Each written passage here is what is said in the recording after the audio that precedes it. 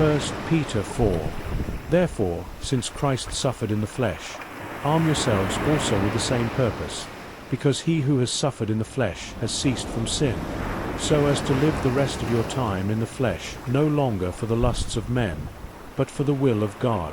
For the time already past is sufficient for you to have carried out the desire of the Gentiles, having pursued a course of sensuality, lusts, drunkenness, revelries, carousings, and abominable idolatries. In all this, they are surprised that you do not run with them into the same excess of dissipation, and they malign you. But they will give account to him who is ready to judge the living and the dead. For the gospel has for this purpose been preached even to those who are dead, that though they are judged in the flesh as men, they may live in the Spirit according to the will of God. The end of all things is near.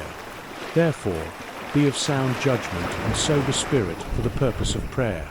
Above all, keep fervent in your love for one another, because love covers a multitude of sins. Be hospitable to one another without complaint. As each one has received a special gift, employ it in serving one another as good stewards of the manifold grace of God. Whoever speaks, let him speak as it were the utterances of God.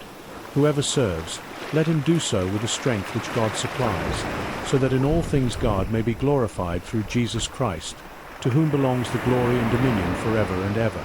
Amen. Beloved, do not be surprised at the fiery ordeal among you, which comes upon you for your testing, as though some strange thing were happening to you. But to the degree that you share the sufferings of Christ, keep on rejoicing, so that also at the revelation of his glory you may rejoice with exultation. If you are reviled for the name of Christ, you are blessed, because the Spirit of glory and of God rests on you. Make sure that none of you suffers as a murderer, or thief, or evildoer, or a troublesome meddler. But if anyone suffers as a Christian, let him not feel ashamed, but let him glorify God in this name. For it is time for judgment to begin with the household of God. And if it begins with us first, what will be the outcome for those who do not obey the gospel of God? And if it is with difficulty that the righteous is saved, what will become of the godless man and the sinner? Therefore, those also who suffer according to the will of God shall entrust their souls to a faithful Creator in doing what is right.